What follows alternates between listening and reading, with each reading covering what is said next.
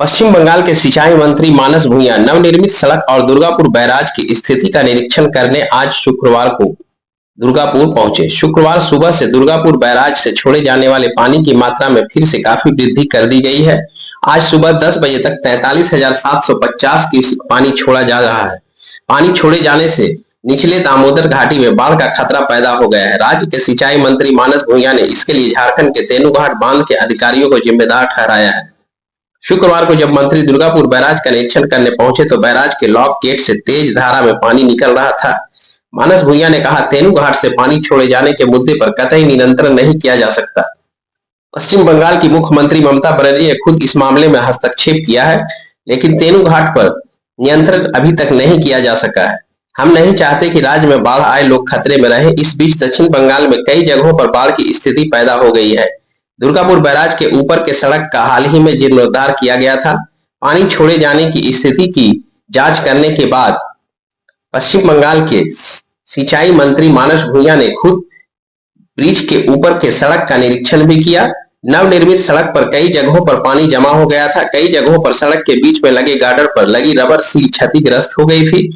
मंत्री मानस भुइयां ने सिंचाई विभाग के अधिकारियों को इसे शीघ्र दुरुस्त करने का आदेश भी दिया। दुर्गापुर बैराज का निरीक्षण करने के बाद वे बांकुड़ा जिले के बिष्णुपुर के लिए रवाना हो गए। पता चला है कि मंत्री बांकुड़ा जिला प्रशासन के साथ बैठक करने के बाद उन जगहों का दौरा करेंगे जहां वर्षा के कारण पानी जमा हो रहा है।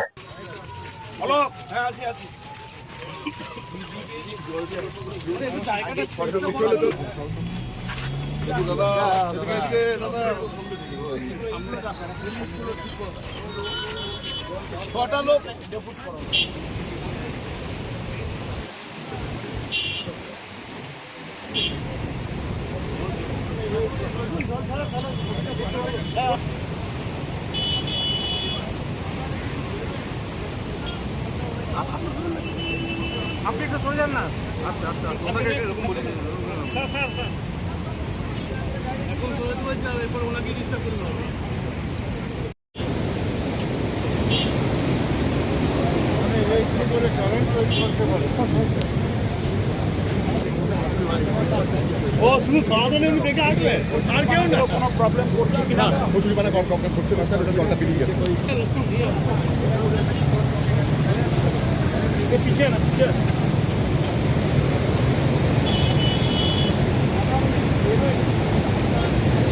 আপনি ধরুন না একটু স্যার স্যার স্যার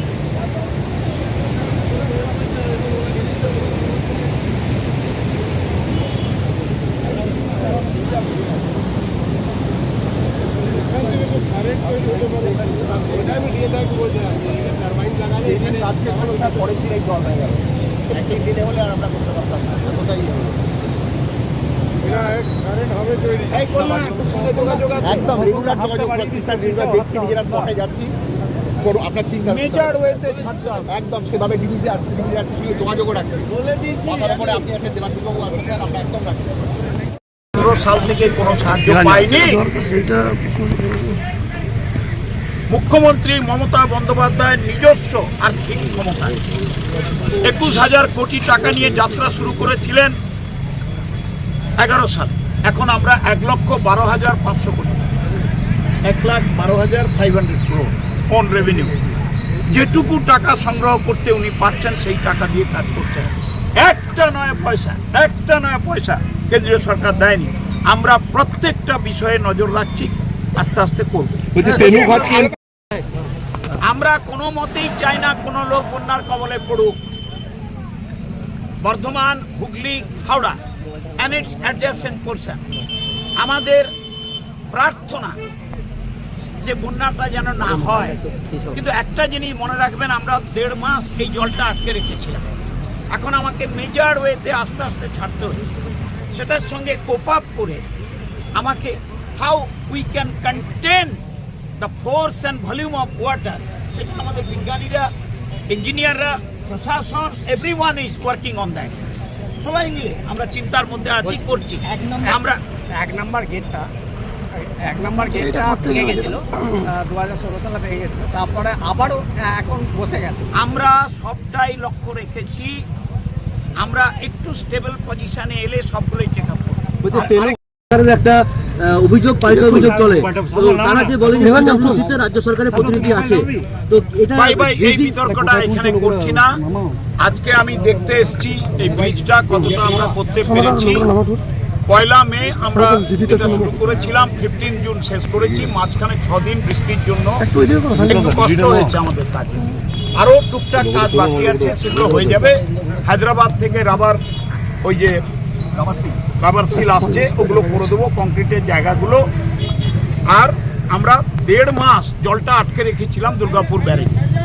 এখন সেইটা পাঞ্চেত, মাইথন আর দুর্গাপুর ব্যারেজ, এটা আমরা একটা সেল করেছি, কোঅর্ডিনেটেড ওয়েতে কন্ট্রোল করা হচ্ছে, যাতে জল ছাড়ার প্রেক্ষাপটে মানুষের ক্ষতিটা না হয়। ইতিমধ্যে উপরি বৃষ্টির জলে প্রচণ্ড বৃষ্টি হয়েছে, প্রচণ্ড। বাঁকুড়া, পুরুলিয়া, পশ্চিম মেদিনীপুর, ঝাড়গ্রাম এবং ঝাড়খণ্ড, ওই ক্যাচমেন্ট এরিয়ার সব জল নামছে। তেনুঘাট নিয়ে আমাদের বক্তব্য মুখ্যমন্ত্রী মমতা বন্দ্যোপাধ্যায় বারবার বলেছেন, আমার দপ্তর বলেছে, আমি বলেছি, we are trying hour level best যাতে তেনুঘাটকে কন্ট্রোলড ওয়েতে অপারেট করা যায়। এছাড়া আমাদের ইঞ্জিনিয়াররা, ডিজাস্টার ম্যানেজমেন্ট ডিপার্টমেন্ট, স্বয়ং মুখ্যমন্ত্রী নজর রেখেছেন পাঞ্চেত, মাইথন এবং দুর্গাপুর ব্যারেজের জল ছাড়া। আজকে 41,000 কিউসিক জল ছাড়া হচ্ছে। আমাদের চিফ ইঞ্জিনিয়ার দেখুন, আমার সচিব মনীষ জানকে নিয়ে হুগলিতে বসে আছে, টিম আসছে। আজকে আমার বাঁকুড়াতেও আমাদের সচিবরা আসছেন মুখ্যমন্ত্রীর নির্দেশে। আমিও ছুটে এসেছি মুখ্যমন্ত্রী মমতা বন্দ্যোপাধ্যায়ের নির্দেশে। আপনাদের সঙ্গে কথা বলার পর সাহেবদের সঙ্গে আমি আমার ভিউজ এক্সচেঞ্জ করেছি। DM Bankura, SP Bankura, DM আমার পশ্চিম বর্ধমান, আমার সব ইঞ্জিনিয়াররা, এমপি অরূপ চক্রবর্তী, এমএলএ অলোক মুখার্জি, জেলা পরিষদের মেম্বাররা, এভরিওয়ান ইজ প্রেজেন্ট অ্যান্ড আপনাদের কোঅপারেশন। আমি খুব কৃতজ্ঞ। আজকে আমাদের সংবাদ মাধ্যম এই বিষয়ে আমাদের খুব পাশে দাঁড়িয়ে সাহায্য করছেন। I am really grateful to you.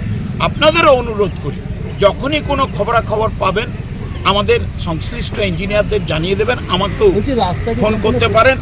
রাস্তার ব্যাপারে আমরা এগুলো দেখছি, একটু বৃষ্টির ঝোঁকটা কমে গেলে রাস্তাটাও টেক আপ করবো।